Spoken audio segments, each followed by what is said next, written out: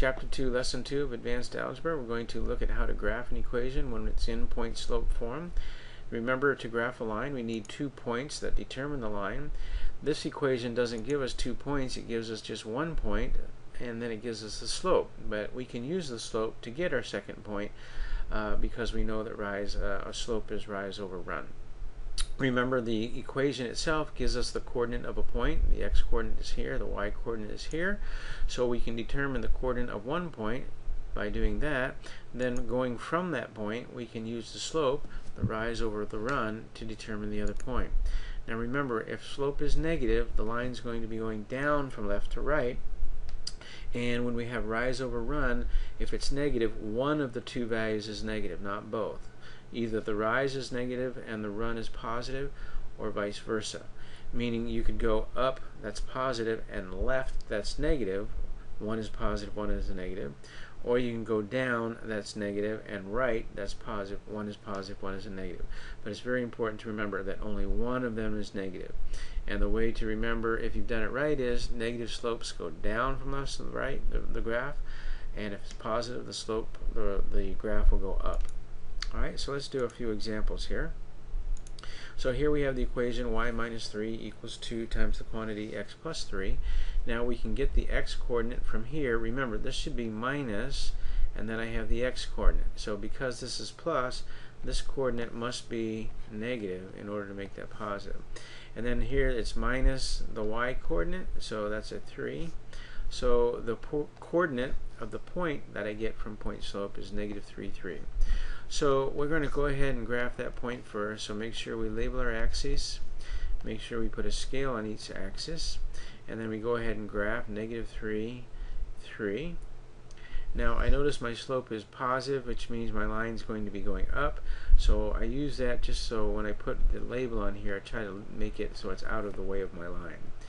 Then my slope here is 2 over 1. So that means a rise of 2 and a run of 1. And again, I need to label that point, so that's going to be at negative 2 and then 5.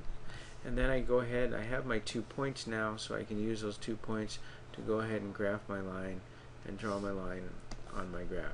Now make sure you take your graph and you make your line cover the entire graph. Go all the way from top to bottom. Don't make these really short lines. That'll be important when we get to other graphs, so we can start practicing it now. And it also gives us enough room then to write the equation of the line on here, because remember I said that this is what we want to do, is have the equation written on there as well. So this is what your graph should look like, and we did that using just 1 point given from the equation and then using the slope. Okay, so let's go ahead and I'm going to leave my line there, and I might need it later. Actually, no, I'm going to delete that. I'm just going to delete that, start all over. Alright, so let's do our next example. And again, first of all, we need to figure out what our coordinate is. So this should be minus the x-coordinate, so it's already minus, so the x-coordinate is 2. And this should be minus the y-coordinate, so if that's positive, this has to be a negative. So that's negative 1. So my point is at 2, negative 1. So we're going to label our axis. Make sure you put a scale on each axis, and then we're going to graph this point. So this point is at 2, negative 1.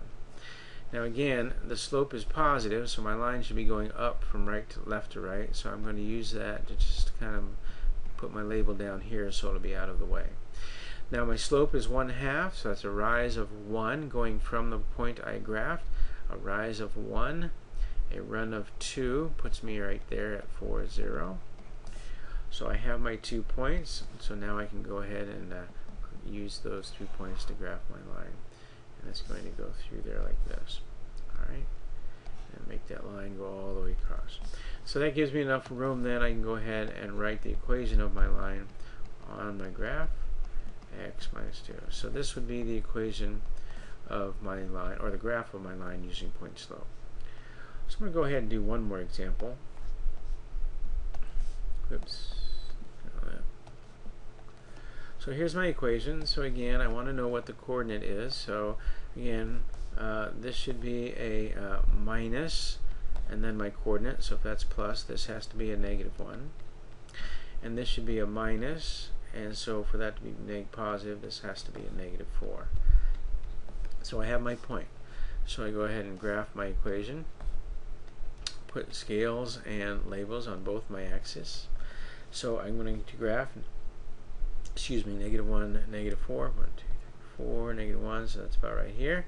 I notice that my slope is negative, so it's going to be going down from left to right, so I'm going to put the label of my point over here so it's out of the way.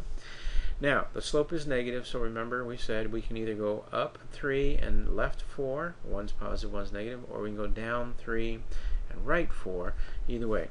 If I go down 3, 1, 2, 3, I end up off my graph, so better maybe to go up 3, positive, and then left 4, negative, so I have one positive, one negative, and then I can go ahead and graph my point from there. 1, 2, 3, 4. So that's at -5, -1 then.